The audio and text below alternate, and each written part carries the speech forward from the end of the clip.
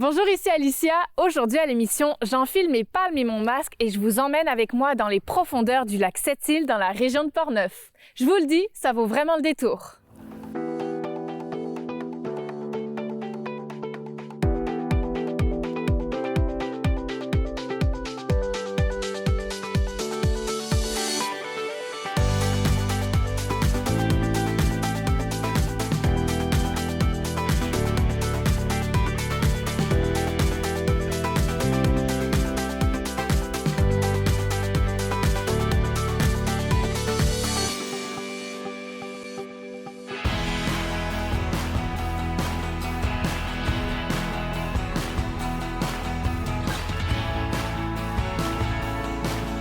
Alors me voici aujourd'hui avec le propriétaire de la base de plongée de Saint-Raymond, une base de plongée d'ailleurs qui est toute nouvelle, qui est installée ici depuis quelques mois à peine.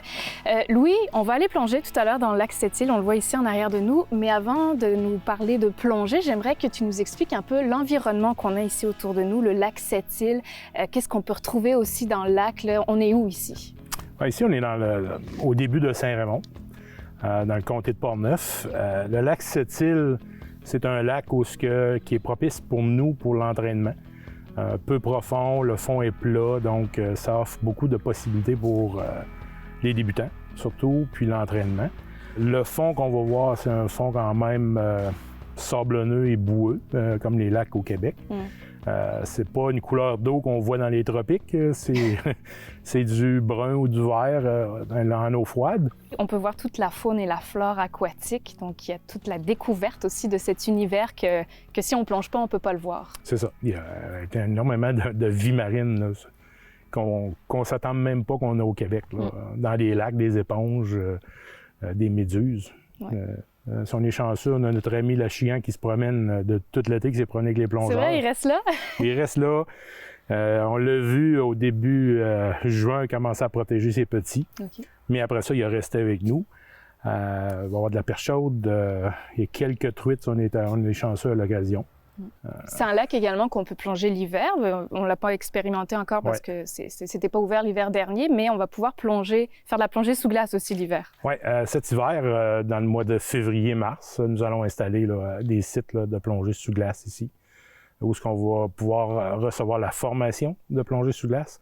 Et même les plongeurs certifiés vont pouvoir venir plonger, faire le plongée sous glace. Plongée sous glace, c'est une plongée qu'on peut appeler bucket list, là, c'est pour beaucoup de plongeurs. Oui, c'est froid. Je l'ai fait une fois, bon, c'est bon.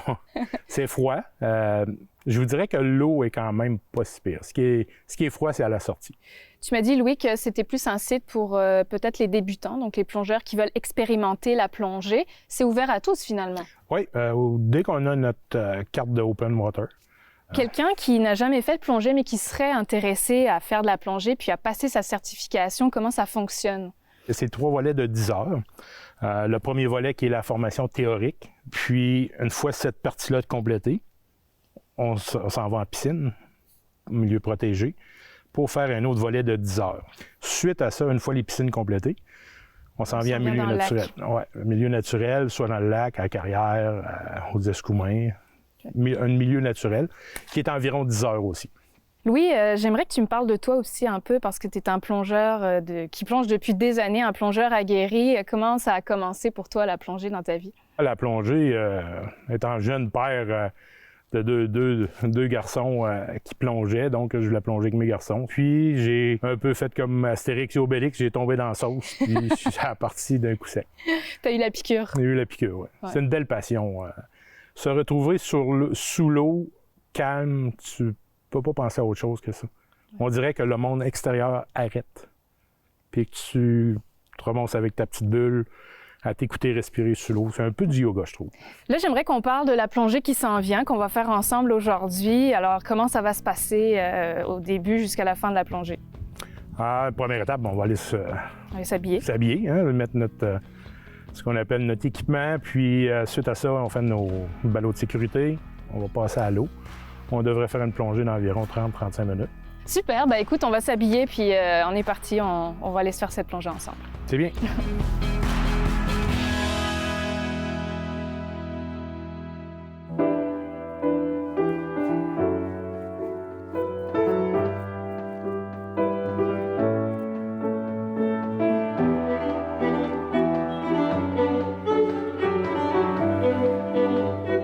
nom est Marie-Des-Neiges Hamel.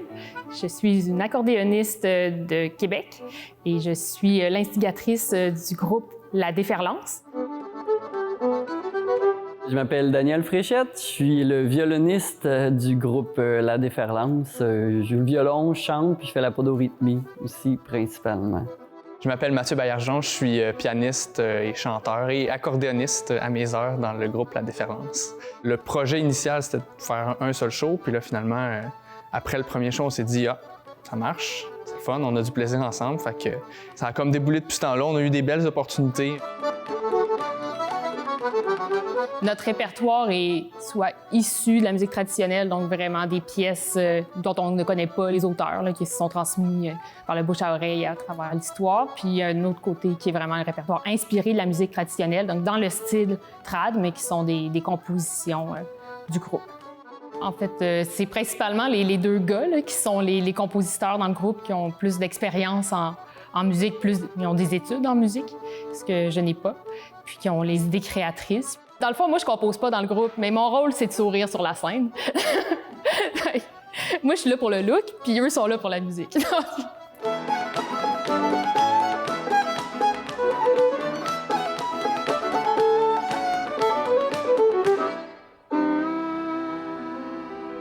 Même quand je suis vraiment brûlée à la fin de ma journée, toute la journée, j'ai travaillé, je me suis occupée de mes enfants, après ça, ils sont couchés, je suis brûlée, on a fait la vaisselle. Je me fais « Oh, mon Dieu, il faut que j'aille pratiquer ».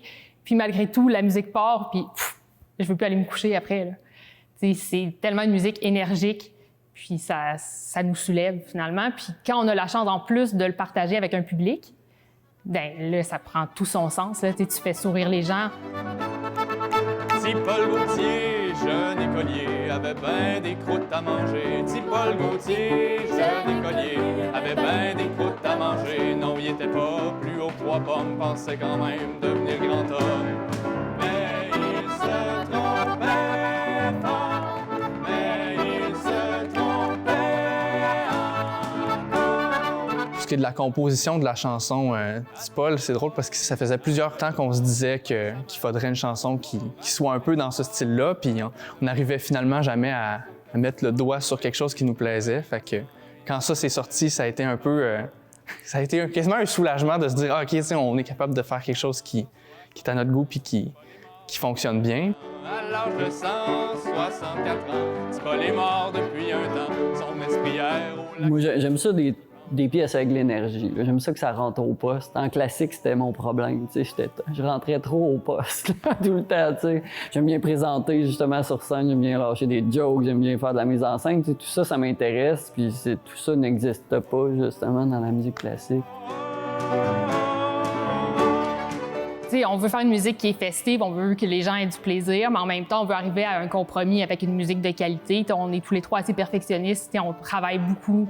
Mais en même temps, on pense aussi à notre mise en scène puis au fait qu'on veut faire lever le party. On veut avoir les deux côtés puis trouver un équilibre entre tout ça.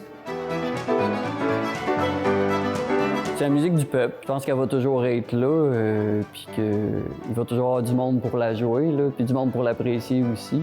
Je pense qu'autant que des fois on le boude, autant on veut pas le perdre, notre folklore, tu sais. Je pense qu'il y a bien du monde qui l'apprécie en cachette. Ça faisait longtemps que je me disais j'aimerais ça avoir un groupe de musique traditionnelle, j'aimerais ça en faire plus.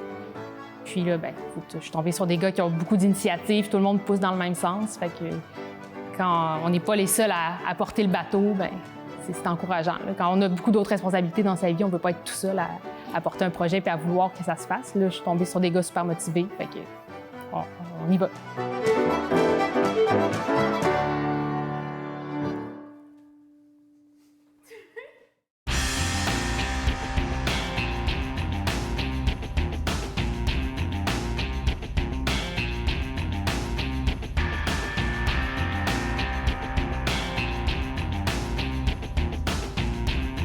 Moi, c'est Patrick Dessureau.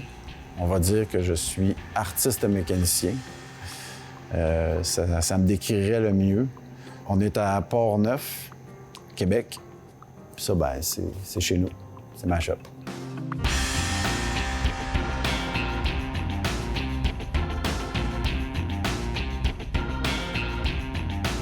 Des fois, les clients arrivent avec leur moto qu'ils ont déjà. Ils veulent faire modifier. Ça peut être des parties de la moto qu'on modifie, ou ça peut être un projet complet, qu'on défait la moto au complet, de A à Z. Ce qu'on fait, j'en connais pas beaucoup de shops au Québec qui font ce qu'on fait, là. Tu sais, on fait du sur-mesure, c'est pas facile. Je comprends pourquoi il n'y a pas grand monde qui le fait, là.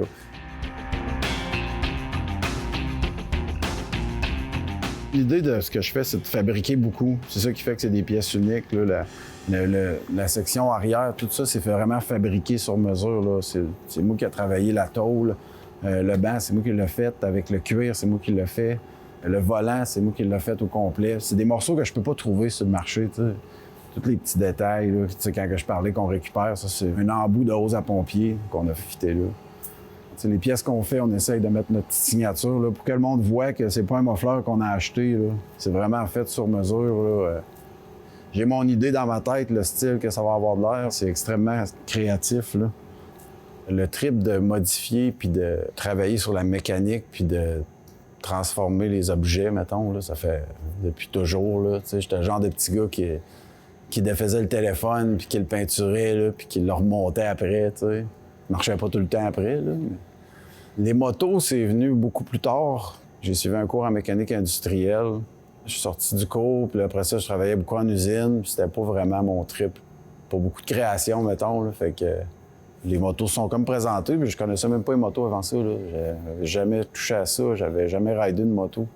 J'ai comme pogné un trip, là. J'ai fait, hey, c'est le fun, ça. Fait que là, je me suis acheté une vieille moto, avant même d'avoir un permis de moto. C'est drôle à dire, mais je suis pas un passionné de moto. T'sais. Là, pour l'instant, j'adore travailler ces motos parce que il y a une demande, oui, puis je peux m'amuser avec plein de styles. Je peux m'amuser avec la création, les modifications, mais aussi il y a le côté qu'il faut que ça soit fonctionnel. Moi, je trouverais que ça quasiment triste que la moto roule pas, là.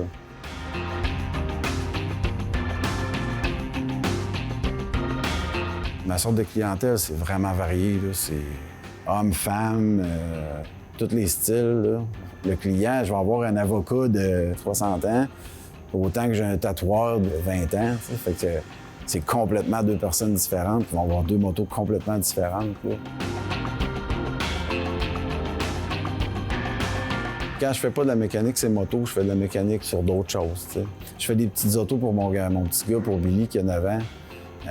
Des petits bolides qu'on modifie, puis j'ai des clients qui voient ça des fois, qui ont des enfants. Ils disent, hey, tu pourrais-tu en faire un pour mon gars? Ben oui, si c'est quelque chose qui nous allume, on va le faire. Là.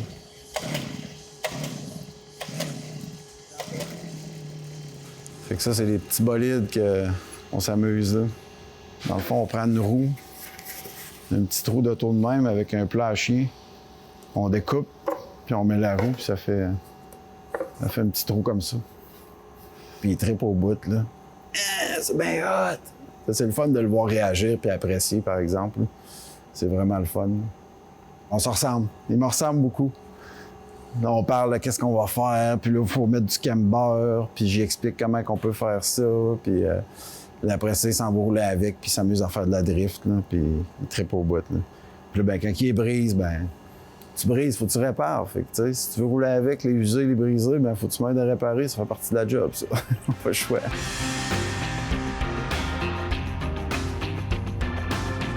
On sait tellement pas dans quoi qu'on s'embarque des fois, là. T'sais, on ramasse des vieilles motos, le monde y arrive avec des vieilles affaires, puis il nous donne... Faut la transformer, tu sais, il n'y a pas un plan à suivre, là. C'est tellement, tu sais, il y a des fourches de d'autres marques dessus, des roues que j'ai inventées, une tank qui ne va pas là. Tu sais, il y en a de tous les styles, mais... moi, ce que j'aime le plus faire, c'est des motos qu'on ne sait pas comment appeler. T'sais, mélanger les styles puis continuer à triper sur ce que je fais. Là. Je ne serai pas encore au fond. Là. J'en ferai des heures et des heures de tout ça. Là.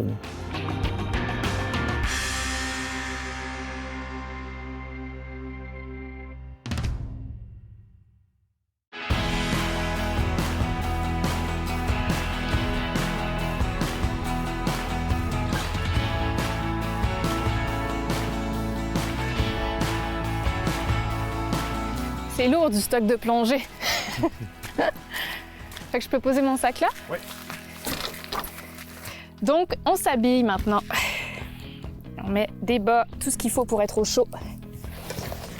C'est ça la plongée au Québec. On a besoin d'équipement, plus d'équipement que si on plongeait dans le sud.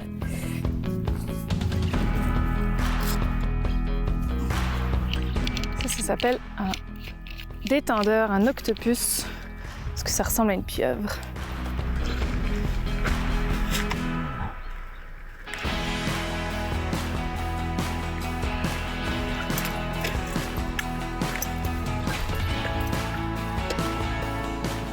Bon, Louis, on s'est habillé. On a enfilé notre équipement, on a mis notre bonbonne, on s'assure qu'on peut respirer sous l'eau. Toi, t'es correct? T'as combien de litres? Oui, on va faire le ballot. Ouais. Au niveau de ton lestage. Peut-être expliquer ce que c'est le ballot. Le ballot, c'est la vérification de sécurité pré-plongée. Oui. On vérifie le lestage. Ouais. Ton plomb, moi ici j'ai du plomb dans mes pochettes. Oui, moi aussi sur les côtés puis en arrière. C'est J'ai ça, 24 j'en ai livres. dans le dos aussi. Ouais. Ton air, tout est ouvert. Ouais, On moi je suis vérifie. vert. OK, là c'est ouvert. Tu vas essayer tes détendeurs. Ouais. Ça fonctionne. Lui aussi.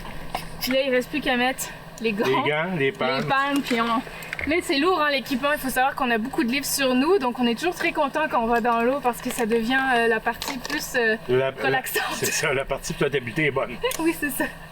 Parfait, bon, ben, on est On parti. complète ça? Ouais, on y va.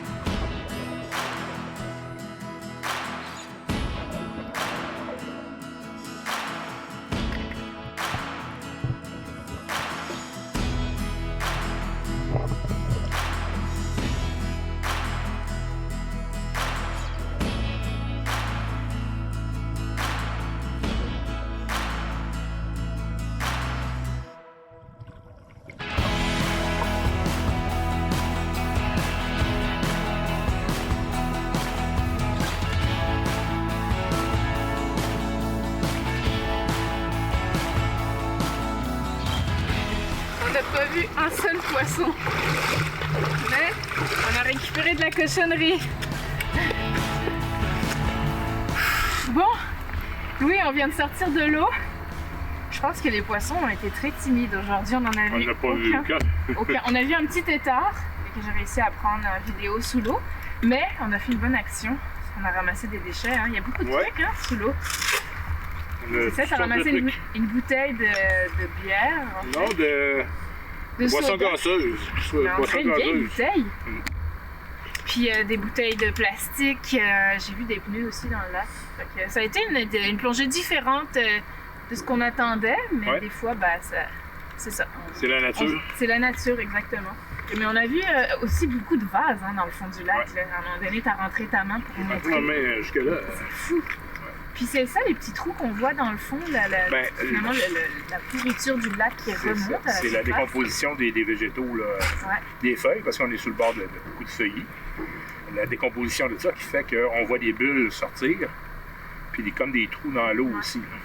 Des petits nénuphars, quelques herbes aussi dans le fond. Mais vraiment, c'est ça, moi, qui m'a le plus marqué, tout ce qu'on peut retrouver dans le fond d'un lac. Il y a des gens qui habitent autour, et puis il y a des bateaux qui passent aussi. Sensibilisation de l'environnement. De l'environnement, exactement. Merci à Louis de Ça m'a fait plaisir. découvrir les fonds marins du lac Sept-Îles.